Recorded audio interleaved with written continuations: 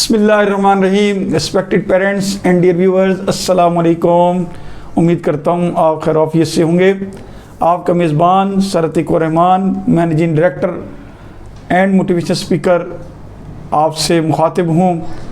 کہ آپ کو علم ہے، آپ جانتے ہیں کہ ہماری ڈیلی بات چیت ہو رہی ہے تعلیم کے حوالے سے، کہ بچوں کو کس طرح تعلیم دینا ہے، تعلیم کا ہنر کیسے ہم نے بچوں کو سکھانا ہے، بچوں کو اسکل پہ کیسے مہارت حاصل ہوگی.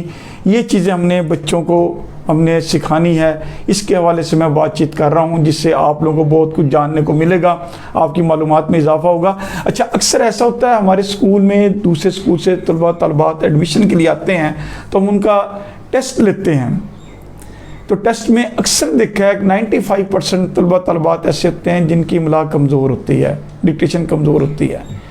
پھر حیرانگی اور تعجب اس بات کا ہے کہ وہ ڈکٹیشن املا جو انہوں نے بیسک کلاسز میں سیکھنا ہوتی ہے وہ اس کلاس میں نہیں ہوتے، وہ سینئر کلاسز میں ہوتے ہیں. مثلا 5th 6th 7th ان کو پھر بھی اردو لکھنا نہیں آتی. اس کی کیا وجہ ہے؟ اس کی کیا ریزن ہے؟ یہ بڑا لمحہ فکریہ ہے اور غور کرنے والی بات ہے. اس کی مین وجہ یہ بھی ہو سکتی ہے کہ ہم بچوں کو پروموٹ کر دیتے ہیں، بچوں کی پروموشن اگلی کلاس میں کر دیتے ہیں کہ والدین مطمئن ہو جائیں، والدین خوش ہو جائیں، بچے خوش ہو جائیں. اس میں سراسر فاول ہے. یہ فاول ہے. فاول سسٹم سے بچوں کو تعلیم نہیں دینا. بچوں کی بیس بنائیں، بچوں کو املا سکھائیں. اگر بچے سیکھتے ہیں تو اگلی کلاس میں پروموٹ کریں، نہیں سیکھتے ہیں تو ان کو مت پروموٹ کریں اگلی کلاس میں.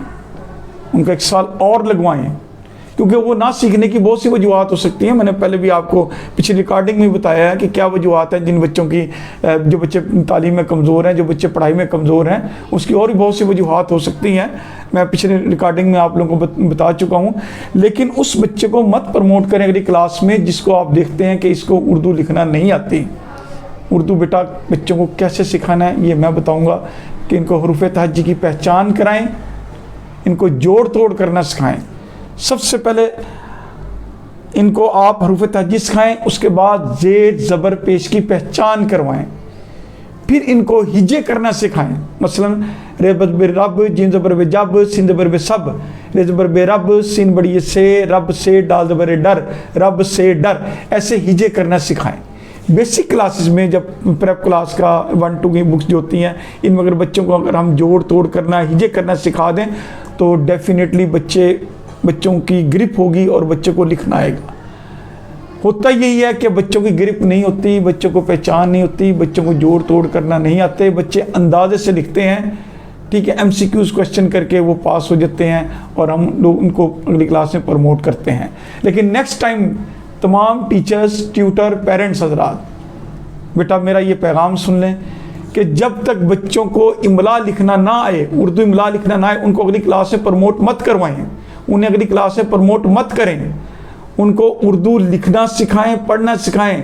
فرسٹ آف آل ریڈنگ، حروف تہجی کی پہچان کروائیں، پھر زیر زبر پیش کی پہچان کروائیں، پھر بچوں کو جوڑ توڑ سکھائیں، پھر بچوں کو ہجے کرنا سکھائیں. اور پھر بیٹا پھر ان کو کٹویں الفاظ ان کو لکھوائیں بیچ بیچ میں سے اردو کے.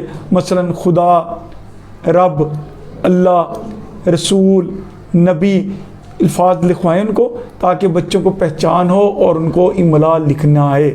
بیٹا یہ بڑا لمحہ فکریہ ہمارے لیے کہ بچے آتے ہیں دوسرے اسکول سے، یہاں ٹیسٹ دیتے ہیں تو 95% بچے جو ہے نا اسٹوڈنٹس فیل ہوتے ہیں ٹیسٹ کے اندر. ان کو اردو املا لکھنا نہیں آتی. یہ بچوں کا بڑا نقصان ہے، یہ وقت کے ٹائمنگ کا بھی نقصان ہے. تو بیٹا میں آپ لوگوں سے گزارش کروں گا کہ بچوں کو اردو کی املا سکھانی ہے، اس پہ مکمل گرپ حاصل ہونی چاہیے. ٹھیک ہے، انشاءاللہ میں امید کرتا ہوں آپ میری بات پہ، میرے بتائے ہوئے سسٹم پہ آپ عمل کریں گے.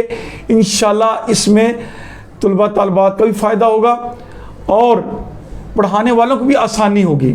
جو درس و تدریس کے فرائض سر انجام دے رہے ہیں ان کو بھی آسانی ہوگی.